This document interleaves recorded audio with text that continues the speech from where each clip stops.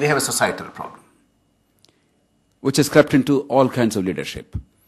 It's bad enough that leadership is by anointment and by a coup d'etat in many cases.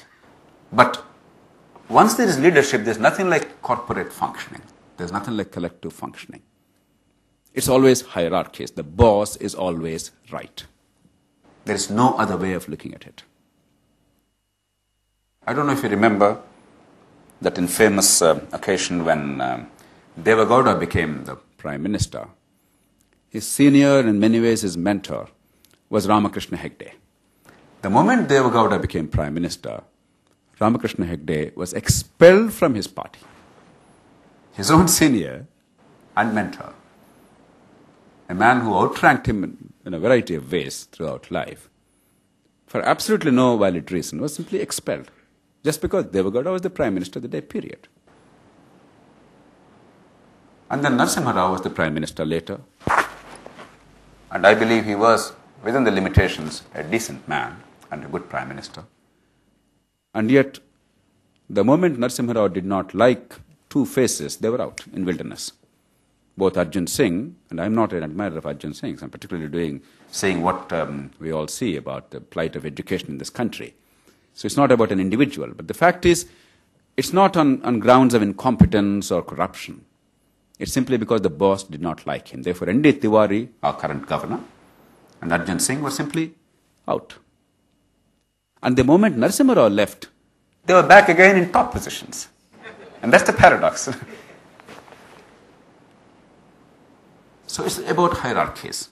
Unquestioned obedience to the fellow in that position, without rhyme or reason. The only reason being that your survival demands that complete and absolute obedience.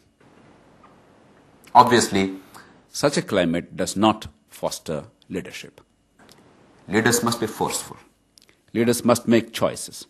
Leaders must reward and also punish at times. Otherwise, leadership will not work. I entirely understand that. But that has to be based on certain criteria, based on larger national interest.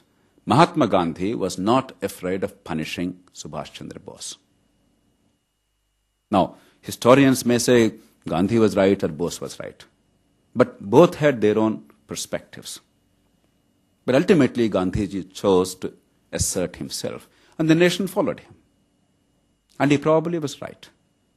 Subhash Bose was a wonderful man, but somewhere he lost the global perspective, and he thought a fascist bedfellow was perfectly all right to win the battle for the motherland. And Gandhiji probably looked a little beyond and recognized that freedom is indivisible, and you cannot have that kind of an unholy alliance, even for a worthy cause. Now, I don't know who was right. It's not even important. What's important is that the battle was fought on ideas, and there was tremendous mutual respect. And Subhash was forced out of Congress Party's presidentship.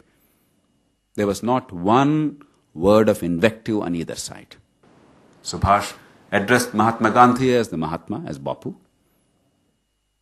And Bapu always talked of Subhash Bose in the highest terms, in the most glorious terms. There was simply a difference of perception. And somebody's judgment must prevail. And to just make another short point, on my way here, I was watching these television scrolls. One of the scrolls said that Sonia Gandhi completes now 10 years of presidency of Congress Party, and she is the longest surviving Congress president. Why? Because Indira Gandhi took over as president of Congress in 1978 when she split for the second time the Congress Party, created Indira Congress this time, unabashed. And earlier also it was Indira Congress, and there was no doubt about it, but there was some confusion about nomenclature. It was still called Indian National Congress. New Congress it was called. Now she didn't want any confusion. Indira Congress. Straight. And until her death, she was the Congress president. And only death separated her from that office. And then came Rajiv Gandhi, who became Congress president on that day of her death. And until his death, he was Congress president. And from that family, the next person to take over was Sonia. And well, she's still there, and therefore, 10 years or 15 years. So, again, leadership. I mean, it's amazing that Gandhi was never a Congress president. Many others were presidents for a period. And yet Sonia Gandhi Is the longest serving Congress president in the history of that mighty organization, one of the world's mightiest organizations in political terms. It only proves the point that we're making.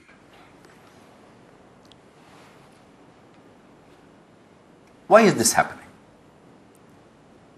The political recruitment is in shambles. Rahul Gandhi, while he probably is the wrong messenger, the message is not entirely off the mark. Our recruitment into public life is in shambles. The chief source of recruitment we know is heredity. And it's not merely the Nehru family's children who become the prime ministers or party presidents. It's now every local MLA or a mandal president or a municipal chairperson or whoever it is. It doesn't matter. In fact, there was a fight a year ago in Guntur city. The municipal corporation elections were held, and the ruling party in the state got a majority of seats in that corporation. The mayor, therefore, would be rightfully theirs. And there was a fight between two people, a minister who wanted his son to be anointed, a member of parliament who wanted his son to be anointed, or his brother's son to be anointed. And finally, they came to an agreement, and they've decided to share that office 2.5 years each. Right now it's happening. At this point in time, it's happening. I don't know how they decided who should be the first one, I suppose by the spin of the coin. I really am not certain about it. It might well be the coin, because I'm sure there's no other rational criterion anyway. So, heredity. Next, of course, is ill-gotten money. I'm not against money. Genuinely earned wealth is necessary for society. That's what economic growth is about. But Mahatma Gandhi said, when he talked about the 7 deadly sins, unearned wealth is what he talked about. Gandhiji was never opposed to wealth per se. But unearned wealth is certainly sinful. I think he was absolutely bang on target.